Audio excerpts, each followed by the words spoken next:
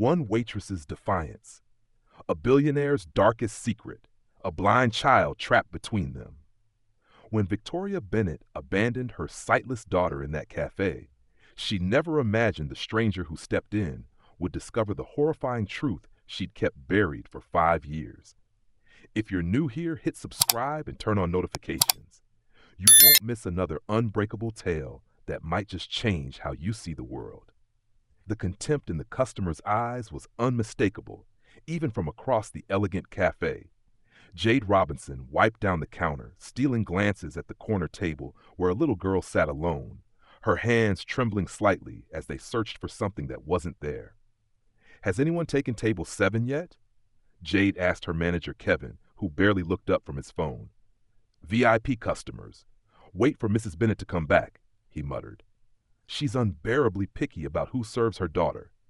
Mrs. Bennett, Victoria Bennett, the woman whose face graced business magazines, whose name made corporate giants tremble, and whose billion-dollar tech empire was built on perfectionism and fear.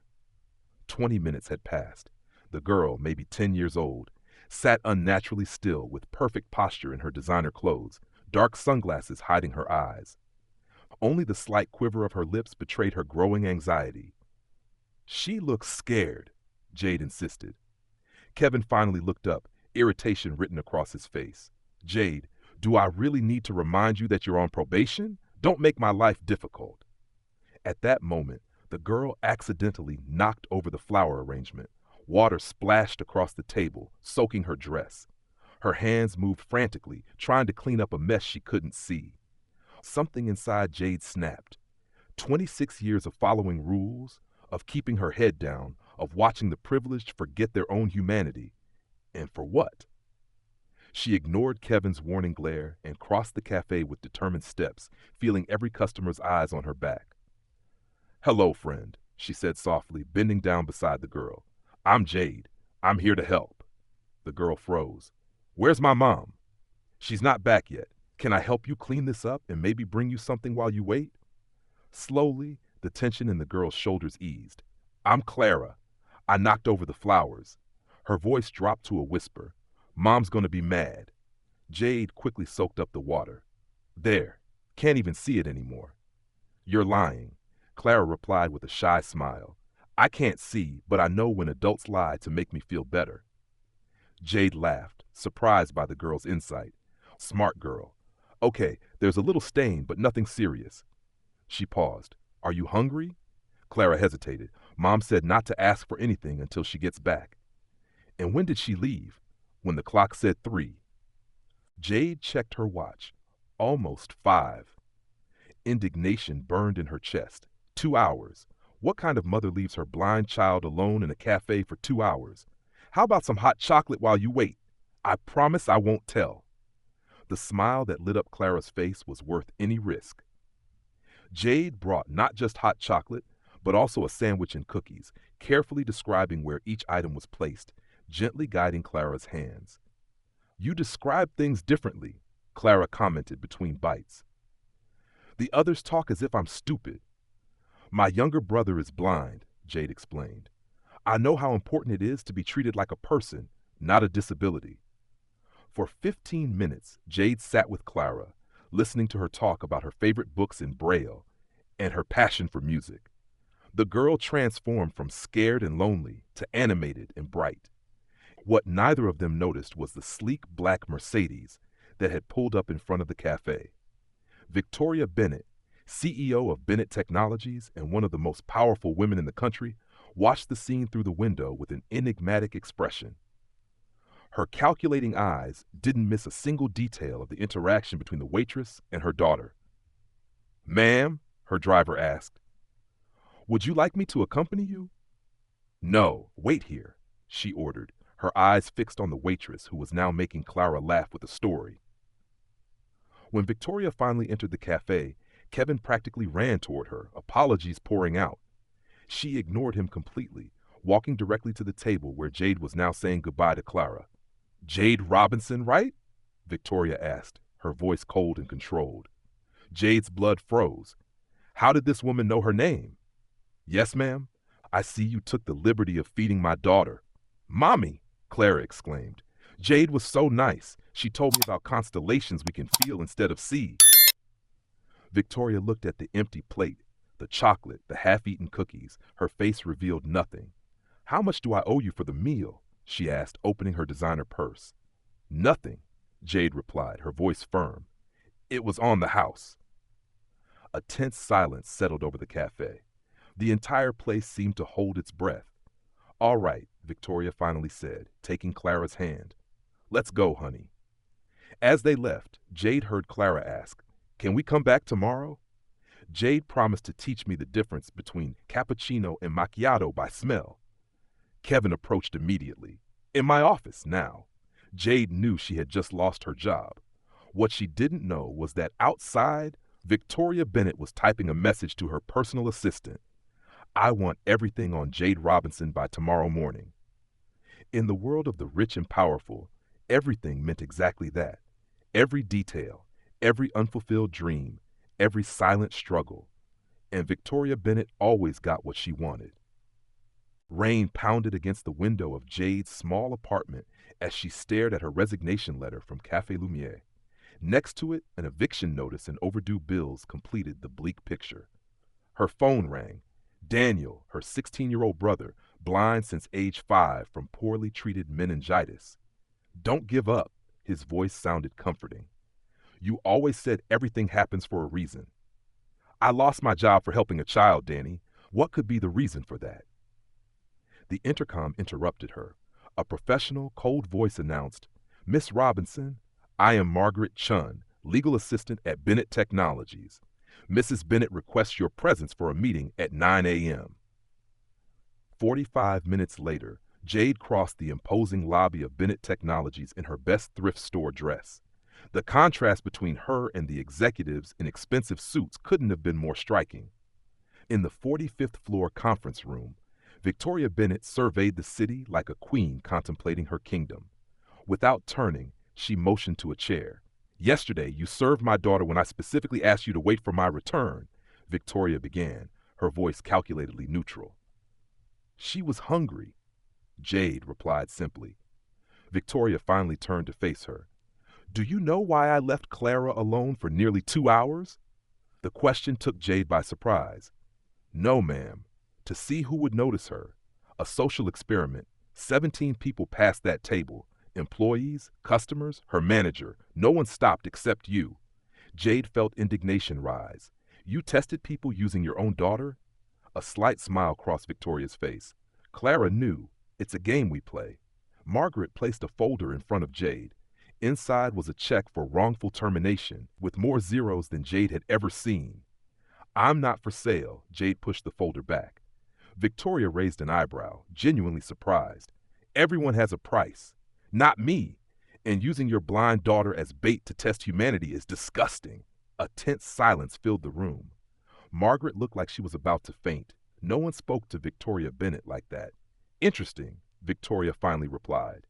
"Clara asked about you. She doesn't do that. Not usually." For the first time, Jade glimpsed something beyond the cold mask, a genuinely intrigued mother. "I have a different proposal." Victoria slid another folder across the table. "Clara needs a companion. The salary is significant." The amount mentioned made Jade's heart race, 10 times what she earned at the cafe. "Why me?" she asked suspiciously. "My daughter has a perfect ear for insincerity. You're authentic." Victoria gestured, and Margaret presented another folder. "Your background is impressive. You dropped out of college to take care of your brother. 3 jobs to keep him in a specialized school." Jade felt a chill. "How did you get this information?" Victoria ignored the question. "I have resources. I know your brother is a prodigious pianist. Wellington Academy would be perfect for him." The most prestigious music school in the country, and absolutely out of reach for someone like Daniel. "That's emotional blackmail," Jade said, controlling her anger. "This is business," Victoria corrected. "I'm offering opportunities for both of you." 3 months passed since Jade had entered the Bennett's lives. The once intimidating mansion now felt almost familiar. Clara was blossoming under her care, revealing an intelligence and curiosity that had been stifled by years of overprotection. The stars must be like music we can't hear, Clara explained as her fingers traced an astronomy book in Braille. We feel like they're there even when we can't see them. Victoria watched from a distance, her gaze impenetrable. Clara has never talked so much, she commented later. What have you done to her? Nothing special. I just treat her like a person, not a disability. The next morning, while organizing Clara's books, Jade found a box hidden at the back of the closet. Inside was a diary and a USB stick. It's Mom's diary, Clara explained when she felt Jade freeze. Trevor helped me hide it. Trevor Bennett, Victoria's brother, rarely mentioned. That night, after Clara fell asleep, Jade inserted the flash drive into her laptop. The contents left her stunned. Photos of Victoria smiling, something Jade had never witnessed, videos of Clara with her sight still intact, and headlines that never made it to the newspapers. Bennett Technologies CEO investigated for driving under the influence. Victoria Bennett's daughter may lose her sight permanently. An email from Trevor to Victoria, dated a week after the accident, confirmed the worst. Vic, the lawyers managed to suppress the story. The judge sealed the records. The driver of the other car accepted the settlement agreement. Clara deserves to know the truth someday. Victoria had not only caused the accident, she had used her power and money to cover it up. The next morning, Victoria announced, I have a meeting with the Foundation for Visually Impaired Children. Clara is going with me. Something in her voice alerted Jade. After some research, she discovered that no such meeting had been scheduled. On instinct, she placed a small tracking device in Clara's backpack. 3 hours later, the tracker showed a remote location 100 kilometers from the city. Jade called her only possible ally, Trevor Bennett. Victoria canceled Clara's experimental treatments over the last 5 years, Trevor revealed when she found him. Why? Jade asked, horrified. Guilt. Control. Victoria believes that if Clara regains her sight, she will see her mother for who she really is, the person responsible for her blindness. The GPS guided them to an isolated clinic. Through the window, they saw Victoria arguing with the doctor while Clara waited, confused, in an exam room. She repeats the test twice a year to ensure Clara remains blind, Trevor explained. She hires specialists to confirm there's no hope, even when there is. Clara turned her head toward them as if she could sense their presence. Enough, Jade declared, determined. Clara deserves the truth. As they entered, Victoria paled. What are you doing here? It's over, Victoria, Trevor said, holding out a folder. I have copies of everything. The accident, the cover-up, the denied treatments. You don't understand, Victoria whispered, desperation in her voice. I can't lose her. She already knows, Jade interrupted, pointing to Clara, who was approaching silently. I always knew, Mom, Clara said, her voice small but firm. I heard you crying every night. What I never understood was why you didn't let me try to see again. Victoria fell to her knees. Clara, Mom! Clara touched her mother's face, mapping her tears. I wouldn't hate you for the truth. I hate you for the lies. It was as if a house of cards had collapsed, the powerful Victoria Bennett reduced to a woman broken by guilt and fear. The doctor approached hesitantly. Miss Clara, the new treatment has a 60% chance of partial recovery. Your mother has refused it for 5 consecutive years. Clara turned to Jade, seeking her hand. What would you do? It doesn't matter what I would do, Jade replied, holding the girl's hand. What matters is what you want. Victoria watched, transfixed, as her daughter finally made a decision that should have been hers long ago. I want to try the treatment, Clara finally declared, her voice stronger than ever, and I want Jade to be with me throughout the process. Victoria's eyes, always calculating and cold, now overflowed with something no one in that room had ever seen before, genuine vulnerability. 6 months passed.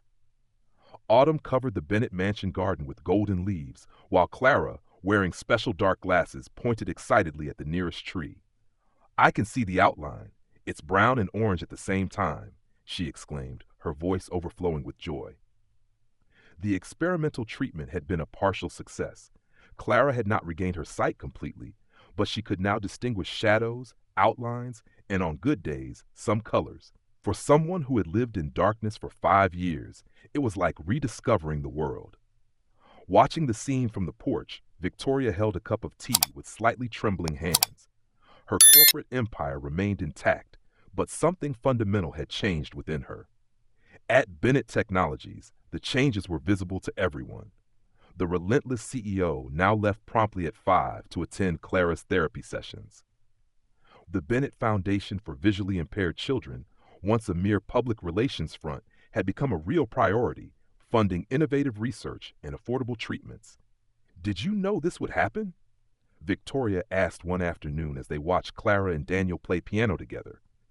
"That she could get better? That I could change?" Jade thought for a moment.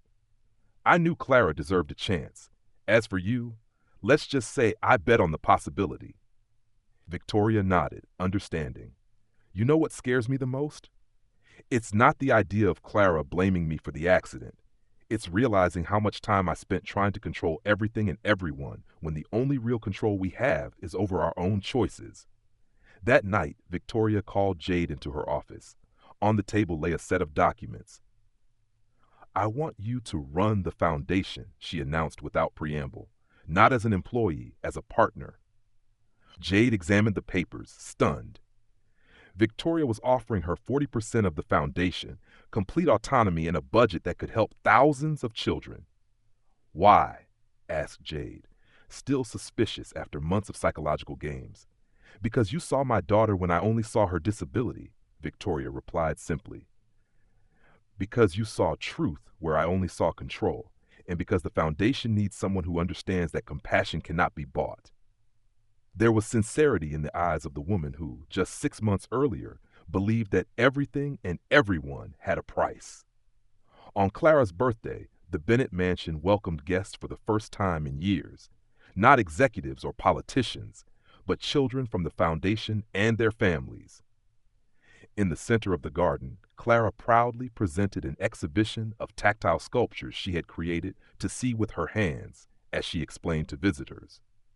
Later, when everyone had left, Clara gave Victoria a gift. A small painting she had made, mixing textures and the few colors she could distinguish. "To remind you that sometimes we have to lose something to truly appreciate what we have," she explained. Victoria Bennett, the woman who thought she could control destiny, had learned the most valuable lesson of her life, from a waitress who refused to be priced, and a daughter brave enough to choose truth even when it was painful. As for Jade, she discovered that changing lives didn't require power or money, just the courage to remain true to her values when everyone around her was for sale. Sometimes the simple act of seeing people as they truly are, beyond their disabilities, social status, or past mistakes, is the first step toward transforming not just one life, but entire generations. If this story of redemption touched your heart, hit that subscribe button and share in the comments. Have you ever witnessed how a simple act of compassion completely changed the course of a life? Remember, sometimes the greatest power isn't in what we can buy, but in what we can see when others are blind.